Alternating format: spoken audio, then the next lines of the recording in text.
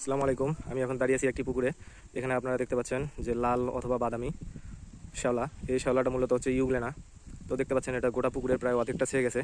তো এই ইউগ্লেনা থাকলে আপনার পুকুরে যেটা সমস্যা হবে সেটা হলো অক্সিজেনের ঘাটতি দেখা দেবে।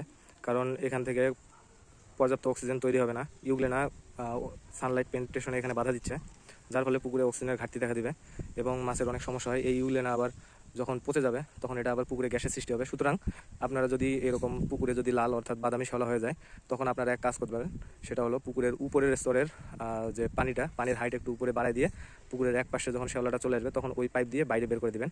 কোনো ধরনের ঔষধ প্রয়োগ করে এই ধরনের শ্যাওলা আসলে কন্ট্রোল করা ঠিক না। কারণ হলো এই শ্যাওলাগুলো যখন আপনারা পুকুরে মেরে ফেলবেন তখন কিন্তু এই শ্যাওলাগুলো পুকুরে কিন্তু অত্যাধিক পরিমাণ গ্যাসের সৃষ্টি করবে, যেটা পরবর্তীতে আপনার পুকুরে অ্যামোনিয়া নাইট্রেট সহ অন্যান্য আদার ক্ষতিকর গ্যাস তৈরিতে সাহায্য করবে। সুতরাং আপনারা চেষ্টা করবেন এই ইউগ্লেনাটাকে আপনারা যত ম্যানুয়ালি এটাকে বাইরে বের করে দেওয়া, কোনো ধরনের ওষুধ না প্রয়োগ করে এটাকে ম্যানুয়ালি বের করে দেওয়া সব থেকে ভালো। ধন্যবাদ।